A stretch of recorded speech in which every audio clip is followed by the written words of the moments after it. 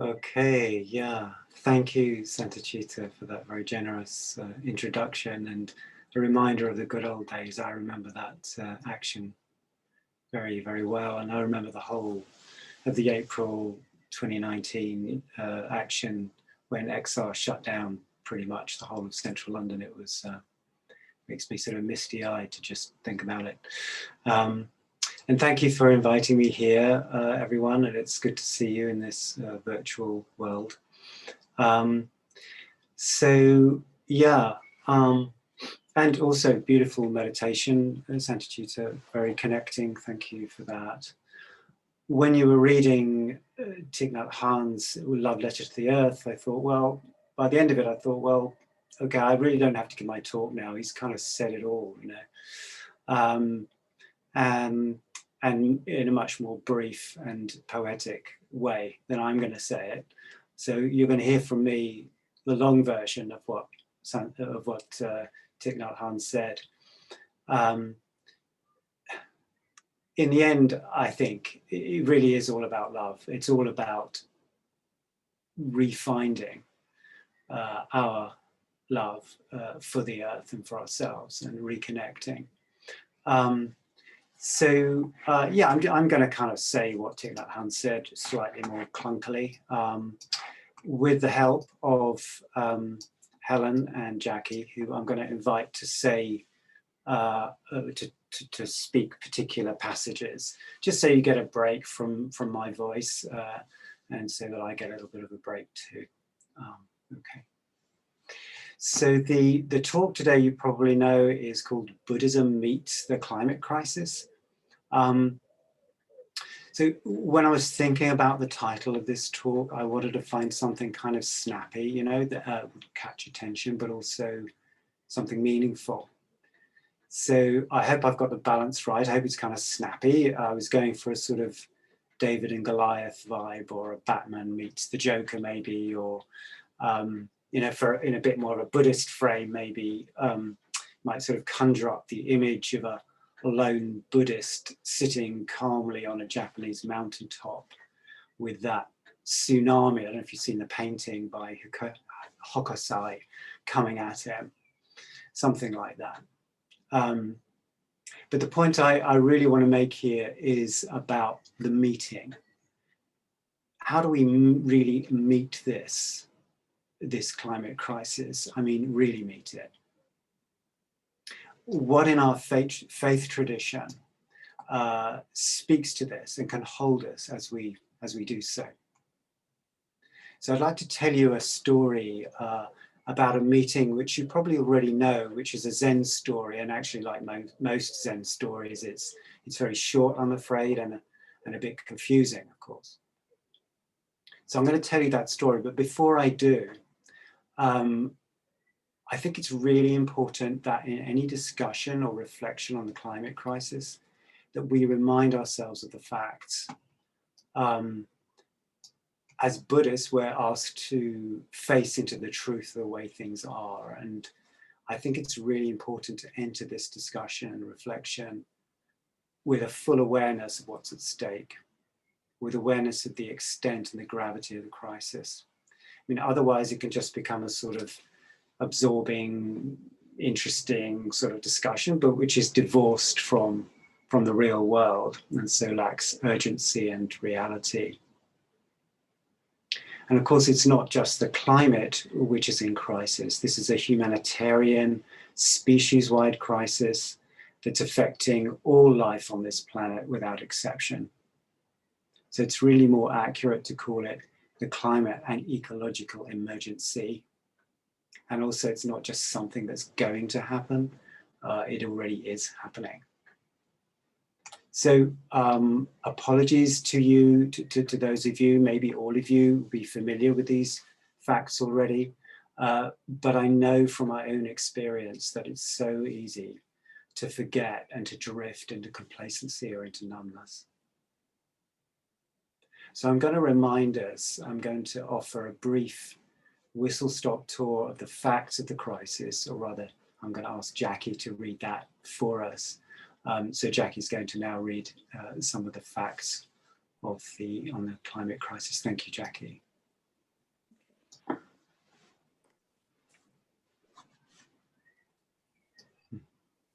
The amount of carbon dioxide in the Earth's atmosphere is approaching a level not seen for at least 800,000 years.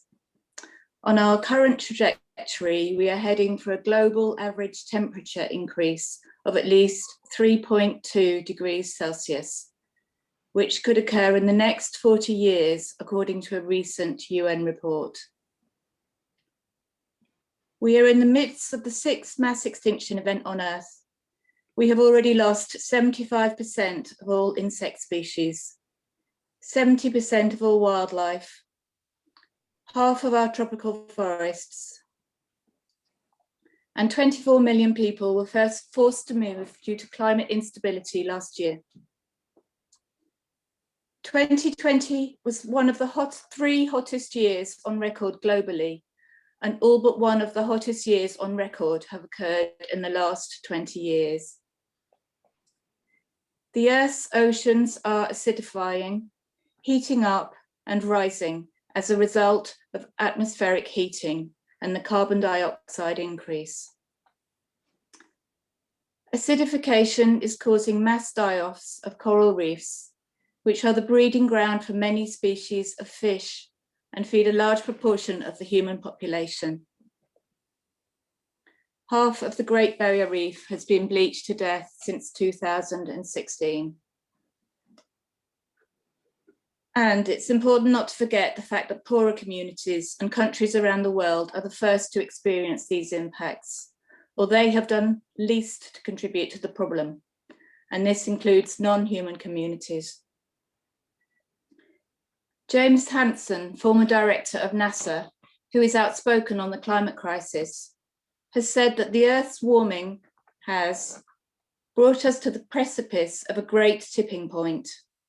If we go over the edge, it will be a transition to a different planet, an environment far outside the range that has been experienced by humanity. There will be no return within the lifetime of any generation that can be imagined, and it will exterminate a large fraction of species on the planet. To avoid this, we need to reduce carbon dioxide emissions by 45% in the next 8 years. According to the Intergovernmental Panel on Climate Change, this would require rapid, far-reaching and unprecedented changes in all aspects of society. And finally, the new Climate Advisory Group, which has just been formed, has said, what we do in the next 5 years will determine the future of humanity for the next millennium.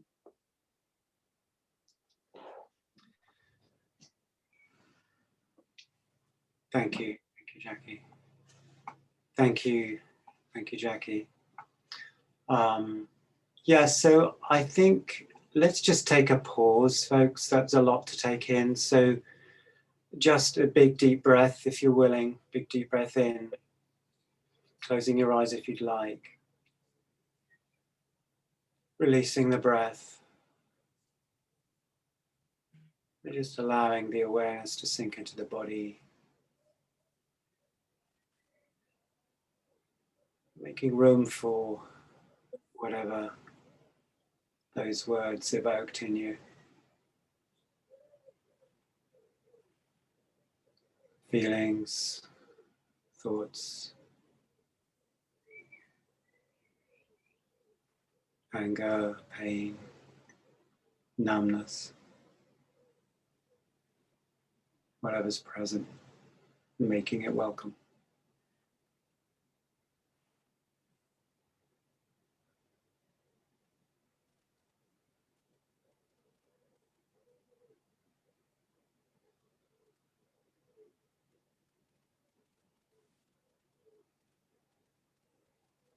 Noticing if your mind drifts off into thought, solutions, denial, and bringing yourself back to the body, back to the breath, back to this moment.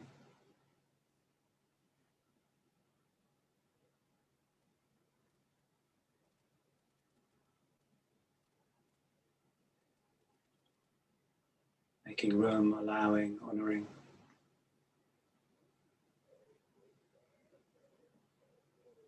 whatever feelings might announce themselves.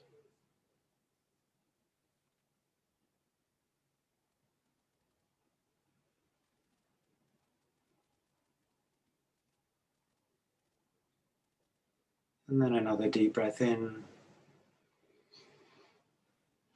and releasing, opening the eyes, bringing yourself back into the room.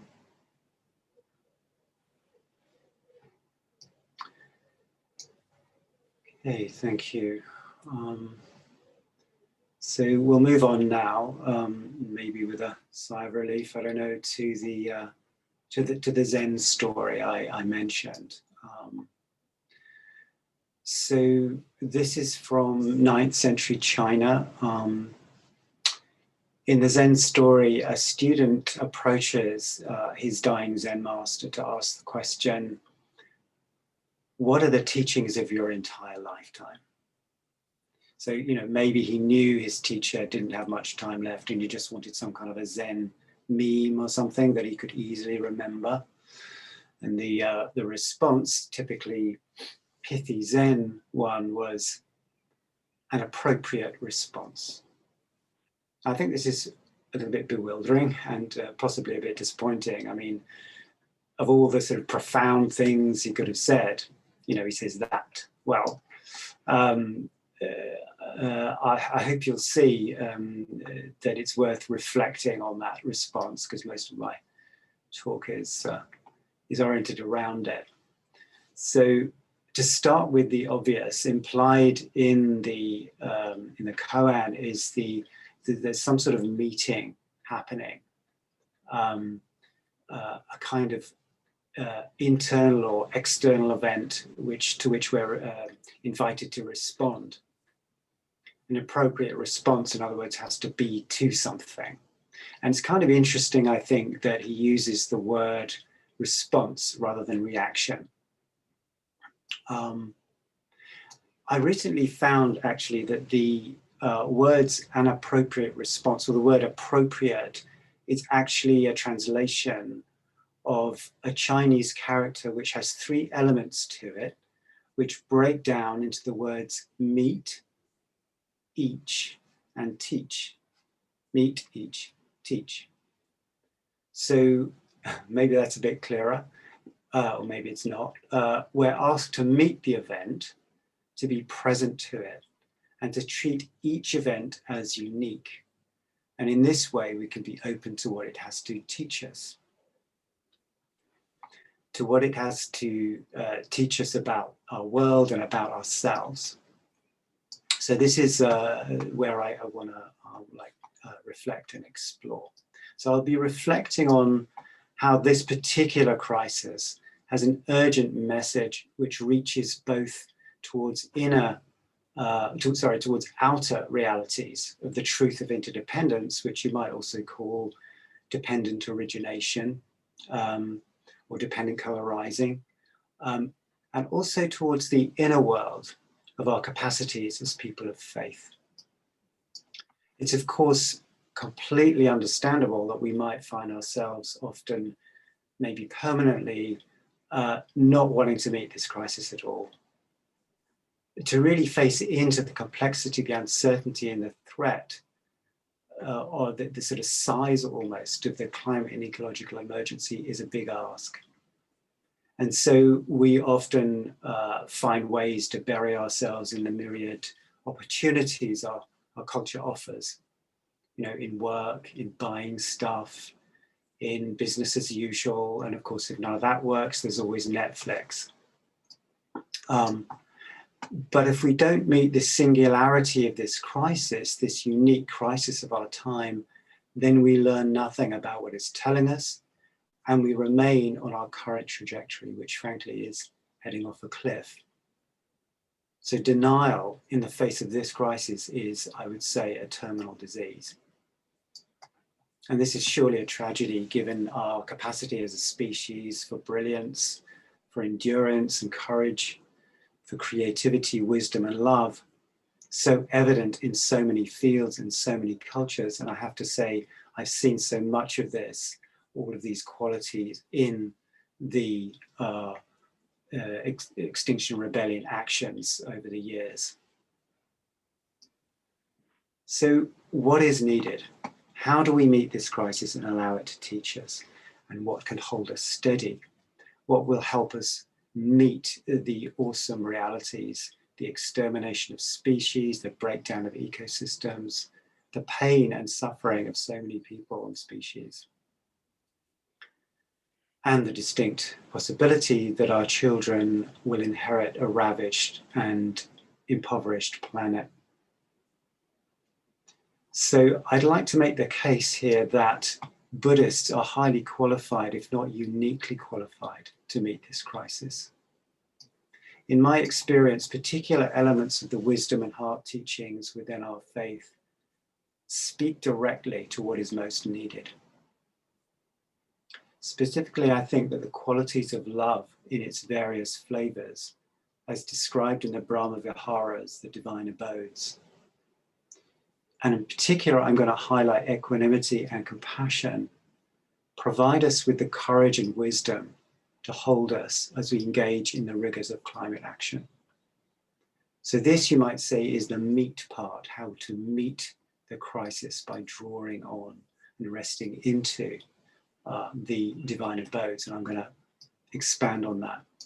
And the teach part, as I've said, the truth of dependent origination, dependent co-arising, interdependence, whatever you want to call it, is what is being held up to us here.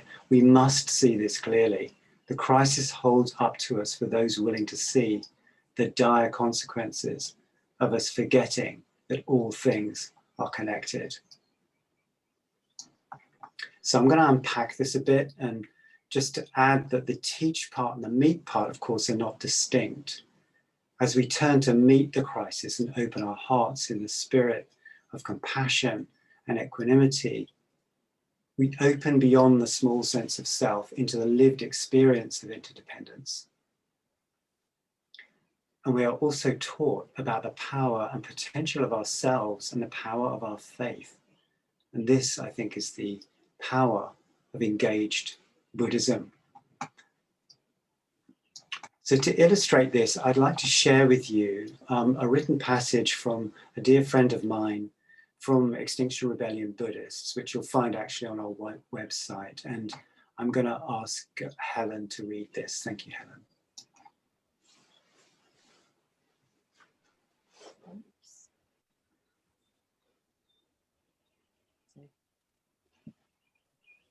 I think activism has helped me develop deeper metta, equanimity, and even insight.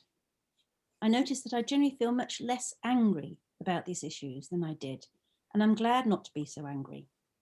Anger can be a positive energy for me, but it can also take me into tiredness and depression. I've done a lot of reflecting on the impermanence of everyone and everything I love, including the beauty and the impermanence of the natural world itself. I've been almost forced to clarify, what do I really think? What are my values? What do I really care about? I've been almost forced to look after my heart, to nourish and connect with my spiritual inspiration, a deeper energy. And my heart is opened, keeps opening more to the power of Sangha, the extraordinary beauty of other people's ideas, which inspires and sustains me. I feel freer, richer, happier, and more authentically myself. I do actually feel like I have been touching the earth more, coming into a closer relationship with reality, both internally and externally. Thank you, Helen. Thank you, Helen. Thank you, Helen. So I think that in a way we had a brief experience of what my friend here is talking about in our meditation pause just a few minutes ago. You were invited to meet your response to the facts of the crisis with steadiness, kindness, honesty, you might say with love. So this isn't, what I'm proposing here is nothing new to meditative people, to meditative folk. None of these qualities are unfamiliar to those in our tradition.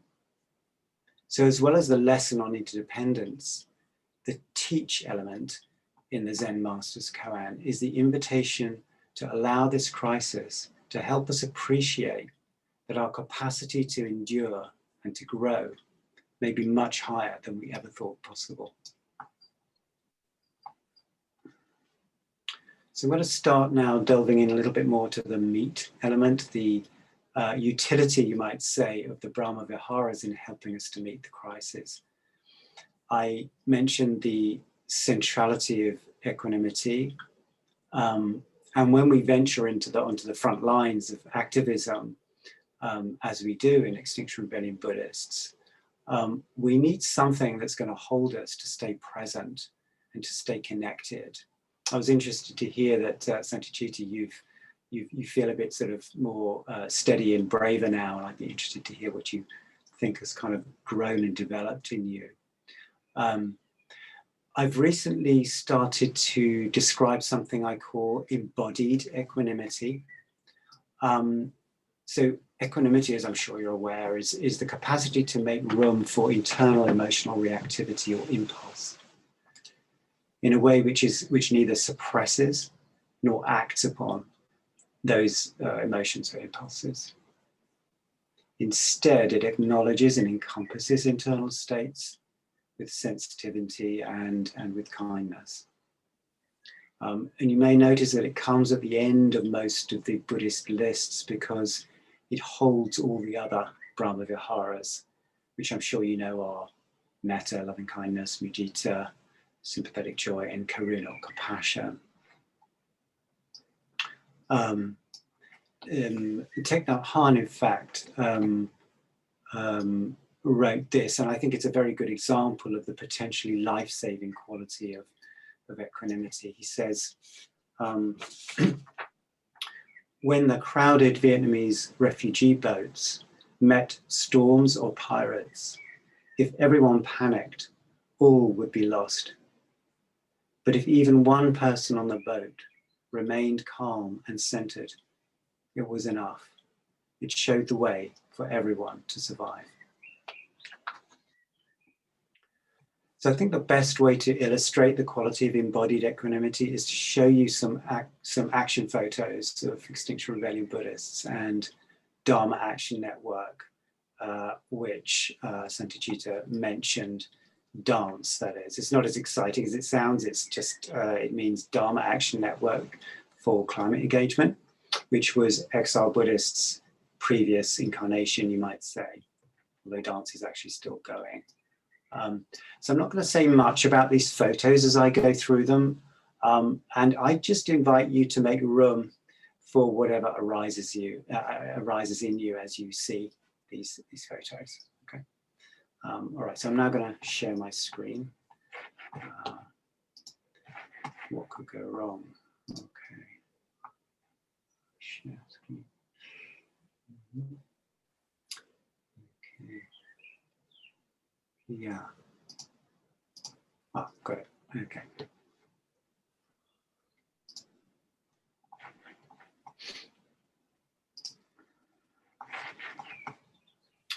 Okay, can you all see my screen? All right, just checking. Yeah, great.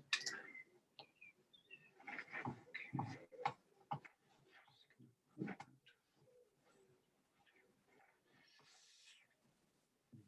Sorry, I'm getting a bit of a, can't find my mouse. Okay, I'm just going to go ahead.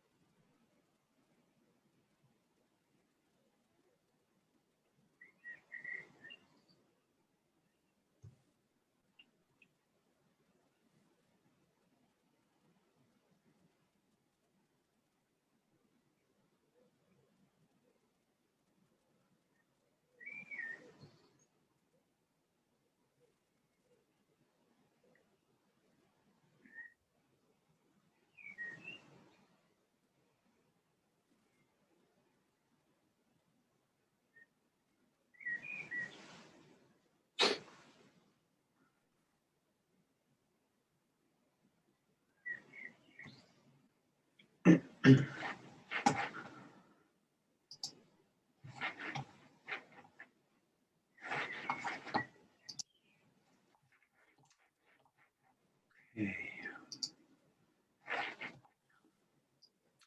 So, yeah, I hope those images illustrate the quality of embodied equanimity.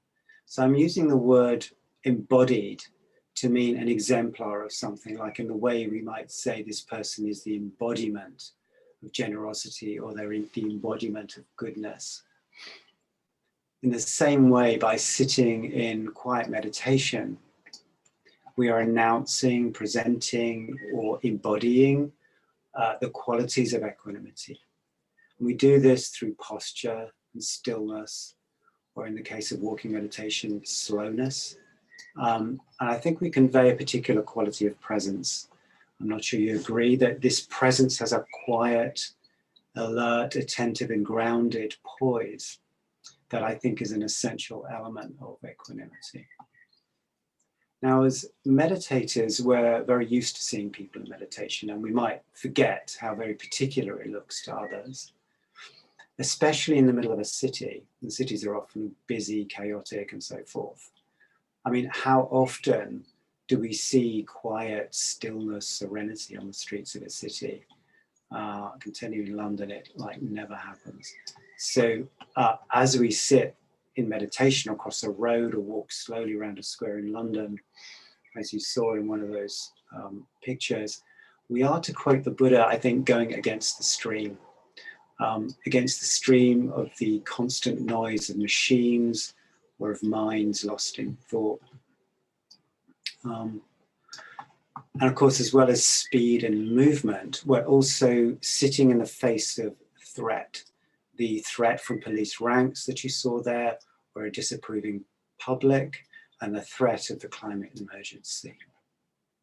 And I think that placing ourselves quietly in the way of threat highlights our peacefulness, and this gathers to it a power which perhaps we might refer to as soul force. And that's, to just quote there from Martin Luther King, who said, when he was referring to the violence facing African Americans, and he said, by the police, and he said, we will meet their physical force with soul force. Oh, beautiful expression. So as we face the ranks of police representing the power of the state, we also face into our reactivity, our own fear, our anger, our conditioned tendency to obey the law, or whatever ranks of police happen to evoke in us. And we're invited to face into this reactivity, of course, with kindness, with sensitivity, with patience. It's worth adding, actually, in parenthesis, that the public and other activists seem to appreciate what we do. So when we open our eyes after a meditation, we often find other people have just joined us spontaneously. I have to say, again, in sort of parenthesis, I've often wondered what it's like to be a policeman facing a rank of meditators. I don't think it's probably in the training manual about how you deal with folk that are just sitting quietly with their eyes closed. It's my experience, actually, that police are often a little bit sort of confused, uncertain, a little bit timid, actually, with us. So this is one element of the meet part, meeting the threat with equanimity. So if you remember, I also mentioned compassion as the other meet element from the Brahma Viharas. And again, I'm going to offer you a quote from one of our members from the who's in the Tibetan tradition. And I suspect he speaks for many of us in Exile Buddhists, and I might ask Jackie to read this. Thank you, Jackie.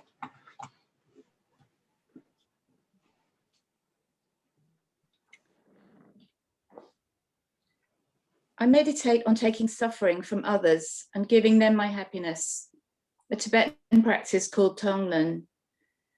For example, during the fires in Australia or the Amazon, I imagined the suffering of being an animal being burned alive and take in the suffering.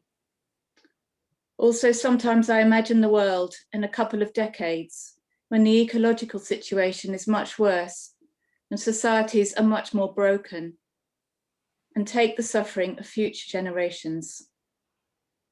These practices give me a lot of strength of compassion to know that I have to do something, whatever, and not just let it happen.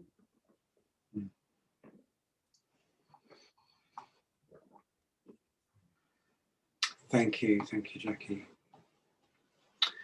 So the benefits of moving from compassion as a motivator for action, I think offers at least sort of three. There's three benefits to it, which is resilience, guarding against othering, and efficacy. And I'm going to say a little bit about each. So firstly, resilience. So when we move or we act from compassion for those beings who are and will be affected by climate impacts, we draw on an inexhaustible source of inspiration, which is that of love.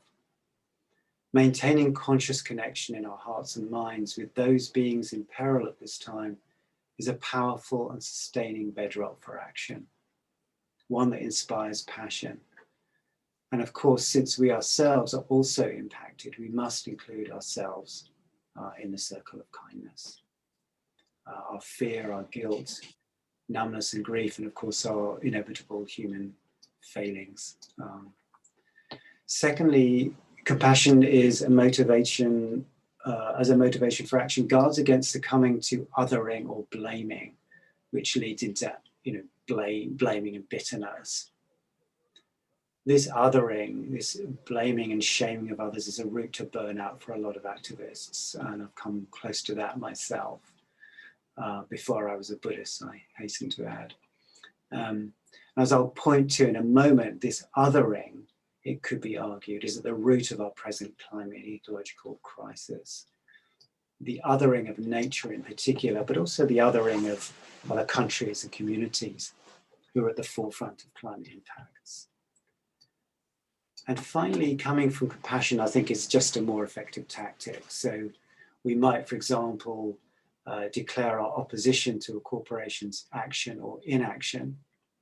But if we maintain a position of care and concern for the individuals working in it, because they'll also be subject to the effects of the climate crisis, we're much more likely to win over hearts and minds than if we're lost in anger and ill will. And Santi Chitta mentioned my connection with Barclays, my friend, the enemy. And we hand in a letter, in fact, to the relevant manager when we camp in meditation inside and outside the particular bank we're targeting. And in the letter, it conveys our compassion to the staff of the bank. So I'd like now to turn to the teach element. What does the climate crisis have to teach us from a wisdom perspective? And as I mentioned, I'd like to make the case that it holds up to us the inherent embedded interdependence which characterizes the ecology of our planet. And it also holds up to us the costs of forgetting this. There's a segue here, of course, and as I've said, because it's the practice and cultivation of compassion, which I was just referring to, that leads us into that lived experience of expansiveness, which gives us that the sense of the realities of interdependence. It's like a lived experience rather than simply a kind of a notion. And this is probably best said through poetry. So I'm just going to read you now from a short haiku. And this is from Li Po, who's 8th century, you may know him, which speaks to the power of meditation in moving us towards equanimity. So he says, "The birds have vanished into the sky, and now the last clouds drain away. We sit together, the mountain and me, until only the mountain remains.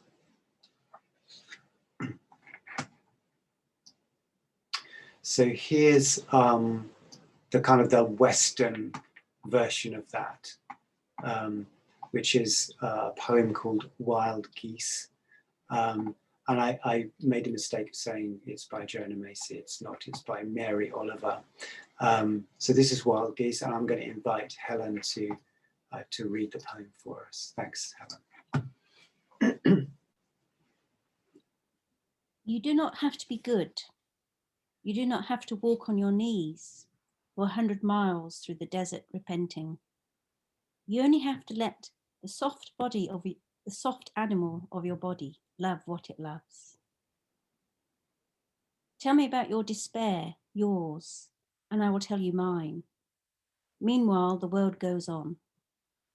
Meanwhile, the sun and the clear pebbles of the rain are moving across the landscapes, over the prairies and the deep trees, the mountains and the rivers. Meanwhile, the wild geese, high in the clean blue air, are heading home again. Whoever you are, no matter how lonely, the world offers itself to your imagination, calls to you like the wild geese, harsh and exciting, over and over announcing your place in the family of things.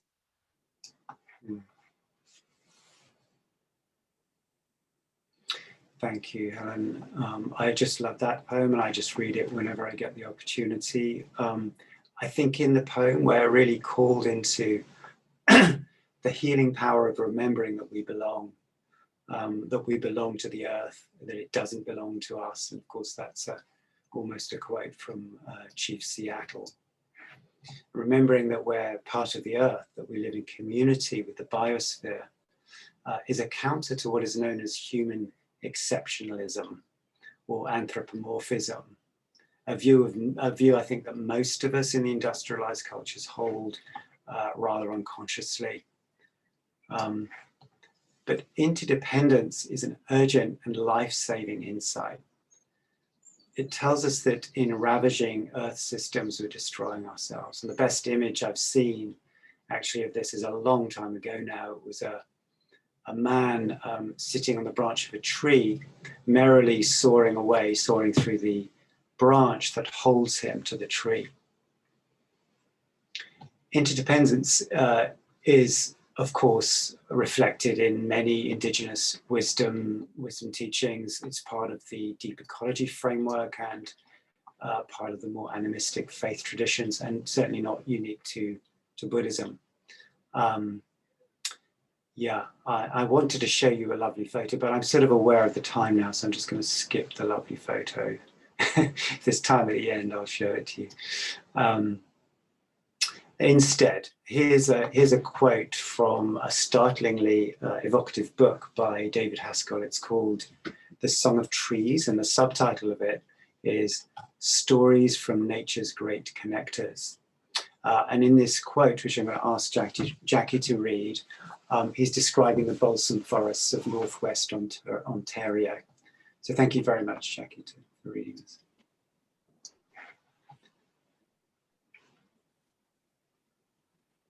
Outside the laboratory, the complexity of the relationships among trees and other species increases by many orders.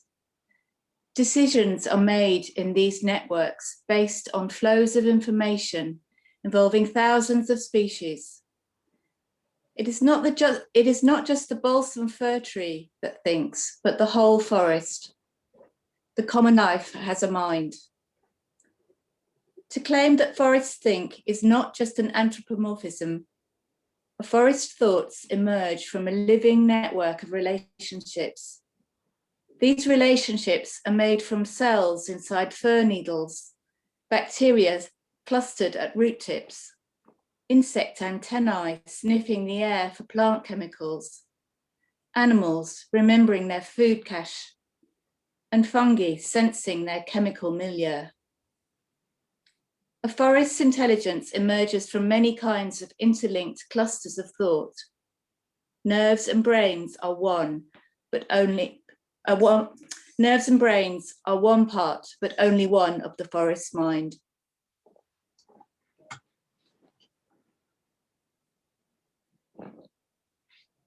Thank you, Jackie.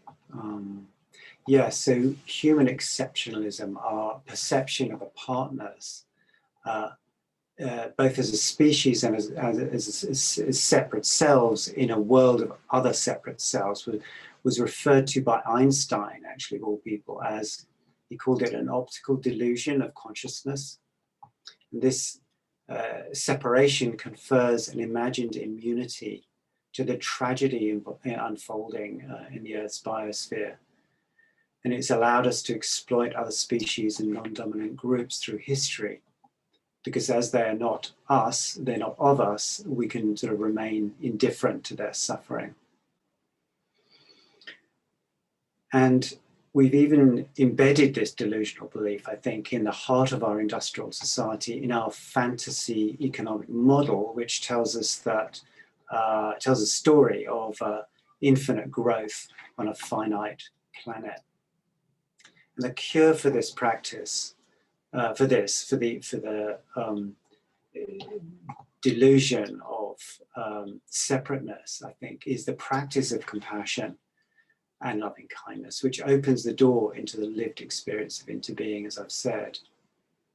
And then we can feel the impacts of our exploitation of people and planet as personally as if it were happening to ourselves or our family. And you may remember this quote from the Metta Sutta, beautiful quote. Even as a mother protects with her life her child, her only child, so with a boundless heart should one cherish all living beings. So I'd like now to knit things together a bit, to bring the Zen Master's invitation to make an appropriate response onto a more personal action level. I think there are three elements here about reaching an appropriate response for us Buddhists. And I'm gonna, there's three elements. One's the level of urgency, what is appropriate to the urgency. One is our own personal capacities. And thirdly is what is appropriate in view of our alignment with our faith tradition. So in relation to the level of urgency, it's kind of crazy to sit in the path of a number 52 bus while contemplating the essential emptiness of all phenomena. It's appropriate to get out of the way. And you might be aware of the Pali word samvega. Samvega means spiritual urgency, a chastening sense of our own complacency. It refers to waking up to the realities of old age, sickness, and death. And it reminded me of what Bhikkhu Bodhi said, that in the light of the climate and ecological crisis, that we're invited not to panic, but to act fiercely and decisively. Second, and I think this is very important, is what is appropriate to our personal capacities, our talents and our passions. Howard Thurman, who's the civil rights activist, has said, he said, ask what makes you come alive and go and do it. Because what the world needs is people who have come alive. And finally, it needs to be appropriate or in alignment, our action needs to be in alignment with our faith tradition, because as I hope is obvious, our faith is an invaluable and irreplaceable sustaining force, guiding force, especially in this time of crisis, with its depth, its richness and clarity. And this is why before any major action, Extinction Rebellion meet together in a park, a local park, somewhere before the action, to meditate and refresh our faith through connection with each other as a Sangha. And in this way, we remember why we're acting, what is it we hold dear, and who or what needs our protection and care. So, yeah, to conclude, I've reflected on the skillful ways in which we can meet this crisis, the utility of compassion and equanimity in particular to hold us and to open our hearts. And that if we listen and attend with our hearts and minds to this crisis, to what it has to teach us, then we'll be reminded of and rediscover the reality of interdependence. Yes, I'm kind of aware of time, so I'm rushing a bit, but I'll finish. I just want to say one more thing. Essentially, it's this: let's not leave our faith with all its richness, its wisdom, its power on our meditation cushions. At this time of crisis in our Earth's history, I strongly believe, and I've seen, the power of our faith to bring depth, to bring strength, and to bring the sacred into the earthy, messy human world of action on the streets. At this most momentous of time, friends, I believe the world needs us. It needs Buddhism now as never before. So thank you for your attention.